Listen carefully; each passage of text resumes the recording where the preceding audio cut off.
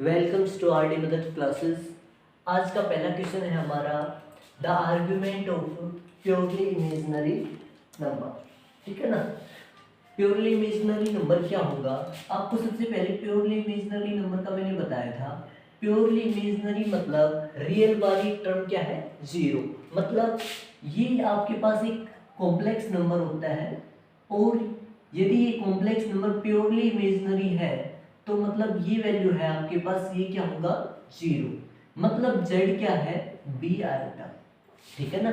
तो आपको आर्गुमेंट निकालना है, आर्गुमेंट निकालना है किसका, z का। z आपके पास क्या है, ये चीज। अब इसका आर्गुमेंट क्या होता है, आर्गुमेंट का फॉर्मूला होता है tan इनवर्स b बाई ए। ठीक है ना। और आप समझो a क्या है यहाँ पर, जीरो, b की वैल्यू b है। आप इसमें पुट करोगे a की जगह जीरो तो आपके पास tan इनवर्स क्या आएगा, इंफिनिटी b बाई जीरो। आप किसी भी टर्म को जीरो से डिवाइड करते हो तो वो क्या आता है, इंफिनिटी, tan इनवर्स इंफिनिटी। और इंफिनिटी tan इनवर्स इंफिनिटी होता है पाई बाई टू। आपके पास क्या हो जाएगी, आंसर। ठीक है ना। आर्गुमेंट का फॉर्मूला होता है tan इनवर्स b बाई ए। ठीक है ना। आप यहाँ पर प्योरली इमेजिनरी है तो a की वैल्यू क्या होगी, जीरो। मतलब रियल पार्ट क्या होगा, जीरो। तो आप जीरो रखोगे a की जगह तो क्या आएगा, tan इन्फिनिटी। और tan infinity, tan inverse infinity क्या होता है, pi by two. Next question है आपके पास argument of purely real number. मतलब आपके पास जो z है वो क्या है, वैसे तो कॉम्प्लेक्स नंबर ये है पर इसने बोला है प्योरली रियल। मतलब b की वैल्यू क्या है, जीरो। इसका मतलब z क्या है, a। ठीक है ना। आपको आर्गुमेंट निकालना है, z का फॉर्मूला क्या है, tan inverse b by a. ये आपके पास आर्गुमेंट का फॉर्मूला होता है। अब b की जगह जीरो रखोगे तो tan इनवर्स क्या होगा, जीरो। जीरो को किसी भी चीज से डिवाइड करो जीरो होगा, और tan इनवर्स जीरो का आंसर होता है जीरो। ये आपके पास क्या हो जाएगा, आंसर। कोई दिक्कत। अब आपको पास क्या निकालना है, आर्गुमेंट निकालना है ऑफ z प्लस z जो भी है ये, सॉरी, आर्गुमेंट निकालना है आपको किसका,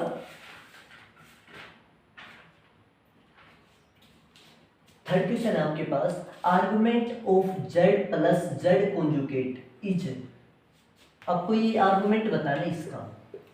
सबसे पहले आप z क्या है, ये टर्म, आप सबसे पहले इसकी वैल्यू निकालो, फिर आर्गुमेंट निकालना।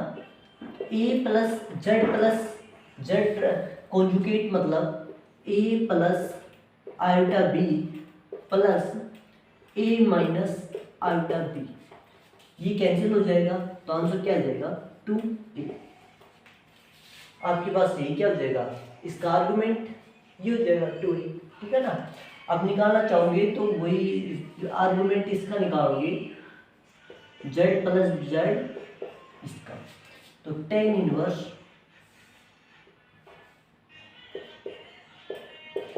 b by a. बी तो यहाँ पर है नहीं, आयोटा की टर्म होती है बी, और एक जो रियल पार्ट होता है। तो आपके पास आंसर क्या जाएगा, tan inverse B by 2a।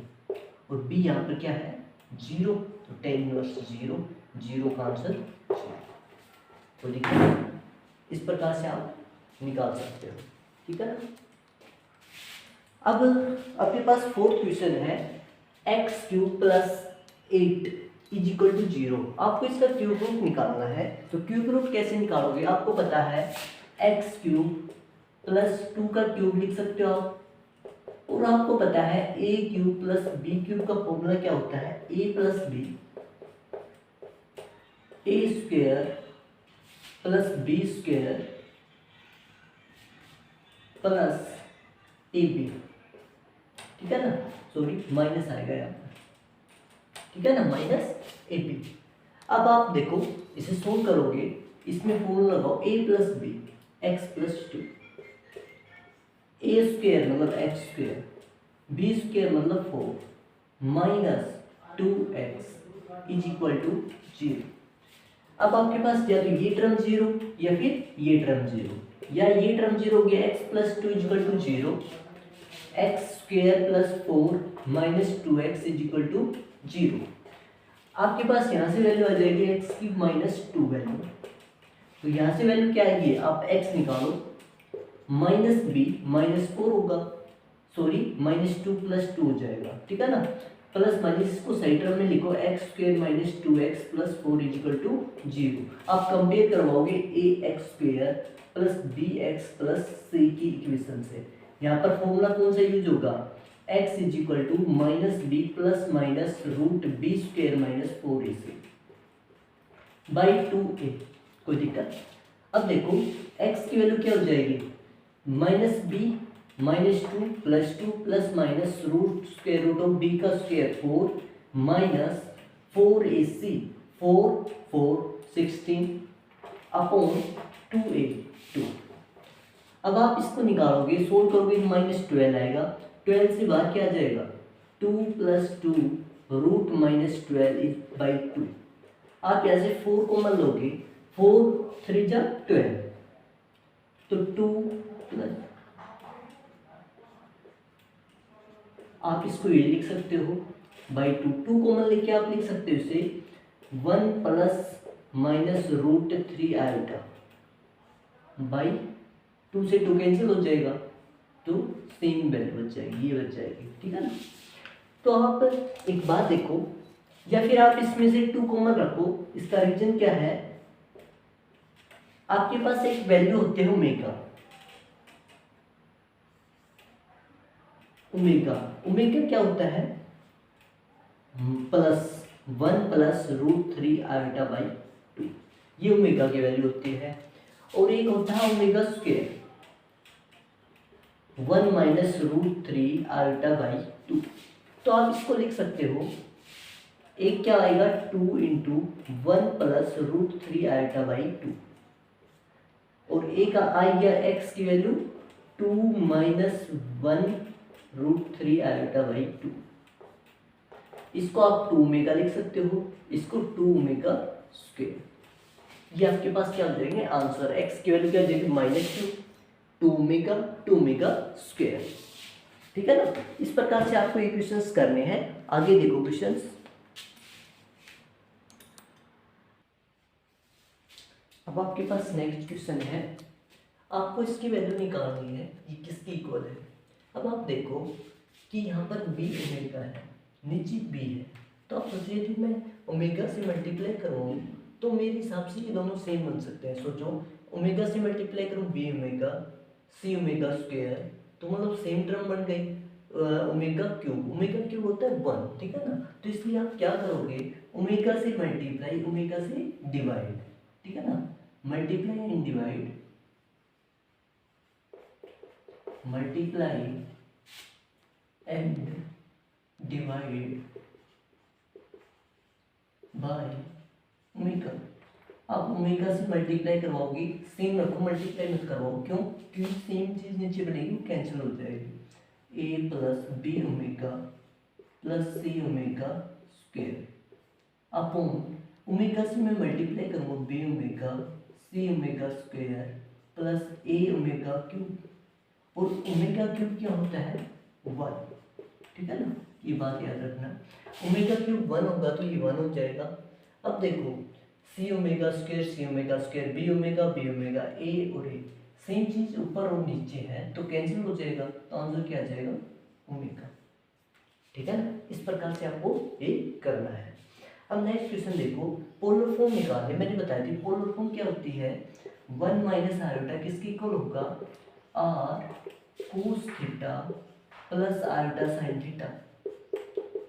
मैंने बताया था कि आर किसके इक्वल होगा, आर इक्वल होगा square root of a square plus B square, और थीटा इक्वल होगा tan inverse B by a, ये होगा। अब ए और बी की वैल्यू आप इससे कंपेयर करोगे, आपकी जो कॉम्प्लेक्स फॉर्म होते हैं वो ये होते हैं बी आयोटा। आप इसको कंपेयर करोगे तो ए की वैल्यू क्या आएगी 1 और बी की वैल्यू -1, ठीक है ना। अब यहाँ पर रखो आर की जगह r is equal to square root of 1 का स्क्वायर 1 माइनस 1 का स्क्वायर 1, मतलब स्क्वायर रूट ऑफ 2। आपके पास आर की वैल्यू आ गई, तो मतलब स्क्वायर रूट ऑफ √2। अब आपको निकालनी है थीटा की वैल्यू। थीटा की वैल्यू यहाँ पर रखो, बी और ए की value tan inverse B by A मतलब -1। अब -1 होता है π/4 पर नेगेटिव तो होता नहीं, π/4 तो फर्स्ट क्वाड्रेंट में है और नेगेटिव कहाँ होता है, या तो फोर्थ क्वाड्रेंट में या फिर सेकंड क्वाड्रेंट में। तो आप टेन इनवर्स इस साइड जाएगा, टेन थीटा -1 कब होगा, π/4 पर 1 π/4 पे होगा, पर नेगेटिव आ रहा है। नेगेटिव को हटाने के लिए आप क्या करोगे, -10 π/4। आपको इसके एंगल को 2 में से सेपरेट कर दो, मतलब फोर्थ क्वाड्रेंट में लेके आओ, तो क्या होगा -10 और 10 से फिर ये पॉजिटिव हो जाएगा। तो आपका क्या हो जाएगा, tan theta is equal to 10 2 pi minus π/4। अब इसमें से सब्ट्रैक्ट करने से ये हो जाएगा 10 से 10 इनवर्स कैंसिल, सॉरी 10 से 10 कैंसिल इज इक्वल टू 7 π/4। ये आपके पास थीटा आ जाएगा और थीटा की वैल्यू और √2 की वैल्यू यहाँ पर रखोगे तो ये आपके पास पोलर फॉर्म आ जाएगी, ठीक है ना। नेक्स्ट देखो, इसका उल्टा करो, मतलब आपको पोलर फॉर्म गिवन हो, आपको कॉम्प्लेक्स फॉर्म निकालनी हो, ठीक है ना। वो कैसे निकालोगे, कार्टेशियन फॉर्म जो भी है, तो आप इसको इसके साथ कंपेयर करो, a + b iota is equal to 2 cos 0 + iota sin 0, इसकी इक्वल होगा। आपको पता है r किसके इक्वल होता है, a² + b² के इक्वल। r की वैल्यू क्या है, जो इसके साथ मल्टीप्लाई नहीं होगी, मतलब 2 के इक्वल। आप स्क्वायरिंग बोथ साइड करोगे तो a² + b² किसके इक्वल आ जाएगा, 4 के इक्वल। आपको पता है टेन इनवर्स मतलब थीटा किसके इक्वल होता है, थीटा किसके इक्वल है, टेन इनवर्स b/a। अब थीटा की वैल्यू क्या है, 0 रखोगे, टेन इस साइड आएगा, टेन 0 0 b/a, टेन 0 0 मतलब इसका मतलब क्या है, b की वैल्यू क्या होगी, 0। b की वैल्यू 0 है तो a की वैल्यू क्या आ जाएगी, 2, या इसमें रख दो 0, a² = 4 और a की वैल्यू 2। अब क्या आ गया आपका आंसर, a की वैल्यू 2 + b की वैल्यू 0 0 आल्टा। आपके पास ये क्या हो गया, आंसर हो जाएगा इस प्रकार से। अब एक क्वेश्चन आ सकता है आपके पास, ऐसा ही क्वेश्चन है, जैसे क्वेश्चन आ जाए sin 30 प्लस या माइनस जो भी है आल्टा sin cos 30, ठीक है ना। जैसे ऐसे क्वेश्चन आ जाए तो आपको क्या करना है, तो आपके पास पता है कि कार्टेशियन फॉर्म निकालना, तो सबसे पहले क्या होगा, cos, फिर क्या होगा, sin। तो उसको किस तरह चेंज करेंगे, आपको पता है sin ट्रिग्नोमेट्रिक फंक्शन को चेंज करें तो cos में चेंज करें तो 90 में से क्या करना पड़ेगा, सब्ट्रैक्ट करना पड़ेगा। और सब्ट्रैक्ट कैसे करोगे, 90 में से घटा दो तो इस तरह हो जाएगा। अब देखो किस तरह करना है आपको,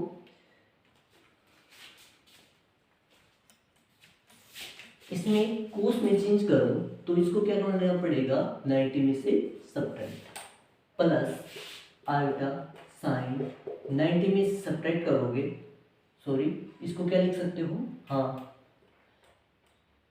90 माइनस थीटा, ये लिख सकते हो। एंगल को 90 में से सब्ट्रैक्ट कर दो तो ट्रिग्नोमेट्रिक फंक्शन क्या हो जाएगा, चेंज। तो अब ये ट्रिग्नोमेट्रिक फंक्शन चेंज हो गया है तो आपको इसको क्या लिख सकते हैं, cos 60 मतलब π/3 प्लस आल्टा साइन π/3, या तो ये फॉर्म पूछेंगे या फिर इससे ये फॉर्म पूछ सकते हैं। ये फॉर्म पूछेंगे तो यहाँ पर क्या आएगा, 1 आएगा, तो r की वैल्यू 1 हो जाएगी और थीटा की वैल्यू π/3 है। फिर आप वैल्यू निकाल लेना, जो भी है 2 इक्वेशन आ जाएंगे आपके पास, आप सोल्व कर लोगे, ठीक है ना। इस प्रकार से इक्वेशंस करने हैं और आप नए क्वेश्चंस और अच्छे क्वेश्चंस लेके आएंगे अगले लेक्चर में, ठीक है ना। थैंक यू फॉर वॉचिंग, ठीक है ना। ज़्यादा से ज़्यादा लाइक करो, शेयर करो। This is video very important for point of exam, navy, air force, NDA exam के लिए बहुत ही